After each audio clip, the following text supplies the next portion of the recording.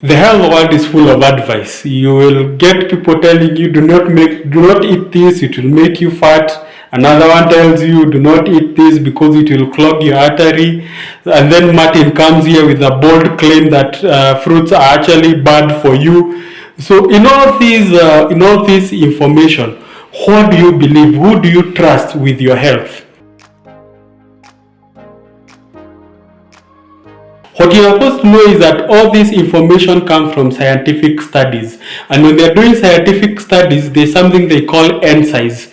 N size means the number of people who are involved in the study. So if in the N size, majority of the people exhibited a certain sign, that is what is taken as the gospel truth. So for example, let's say because these people always start with a hypothesis. Let's say they start with the hypothesis that actually eggs cause they cause high risk for high blood pressure. Let's say for example that is a hypothesis, and they have to take an N size. So let's say they take an N size of 100 such that 100 people will be involved in the survey. So if in these 100 people 65 people showed high risk, and then about 20 showed moderate risk, but 15 didn't show risk at all, even maybe their health improved after taking eggs, what the study will do, it will take the average. They normally take the average, what most people exhibited. So most people exhibited what? They exhibited high risk. So 65 is more than the average, because the average of 100 is 50. So 65 is more than average. So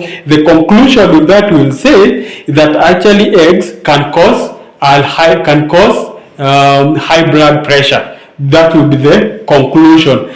But if you look at it, there were people who didn't show any risk at all. The 20 people didn't show any risk, and actually other 15, their health improved.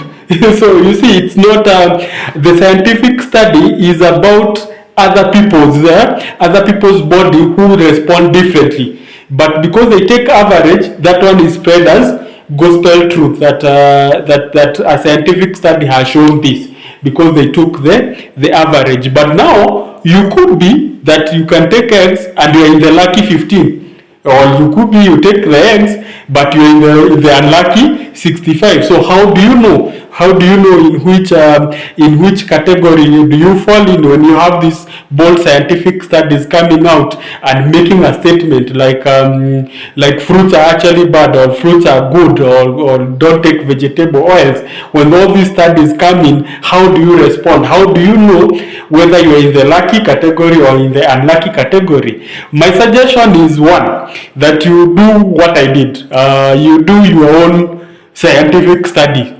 And in that scientific study, the N size, the number of people that are involved in that scientific study, is 1. The N size is 1, and that is your body. Because your body, all of us have different bodies. Whatever works for me may not work for another person. So you take yourself as a specimen, and then you experiment. That's what I have been doing. So you experiment, you take, for example, maybe you want to take on Martin to prove that his theory of fruits is bad. You want to go on a 1-month fruitarian diet. There's something called fruitarian diet, that you are only surviving on fruits for all your meals. So maybe you want to take Martin on that challenge. So if you want to do that, you can do that experiment and see how your body responds. But before you do that, I have some protocol on how you can safely do this. One, the first thing is that you have to make sure that you're not in any medication, because if you're in any medication, it might affect your health, or even wear down the effect of those medication that you're doing. So here, if you're doing any medication, maybe you shouldn't do those experiments. But if you are healthy, you're not in any medication, now you can take on the challenge. The first thing you do when you decide to take on the challenge, because you're not in any medication, is to take health markers test.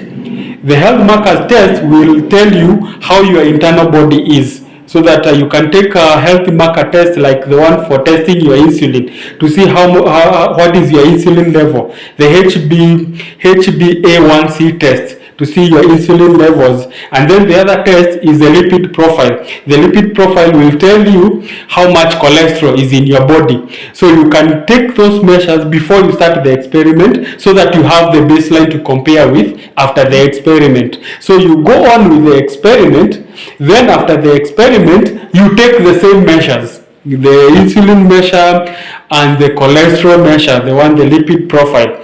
And if they are in the positive, maybe they improved, then it means whatever you did was good for you. But if they didn't improve, they actually got worse, it means whatever you did is bad for you. It doesn't matter whatever this channel says that this is good, or another channel says, or any other source that says whatever that is good, as long as the results were negative for you, it's not good for you.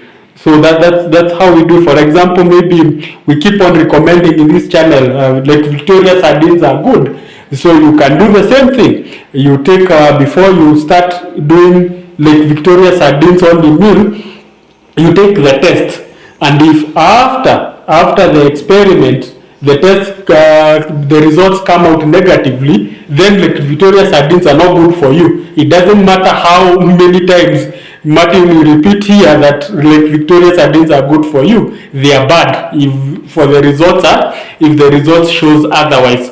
So we want to know that all these scientific studies they were done on other people's bodies, which might not be, they have the same response as your body. So we recommend doing all this. You test it with your body, but with regular testing. And the testing that we recommend are those two: the HbA1c test for your insulin and the lipid profile for your cholesterol level. Sometimes they call it triglyceride. So if you go to an institution, you can ask for the triglyceride test. So that's all we have for now. Keep on subscribing, share this video widely, like our videos, and I will see you in the next production.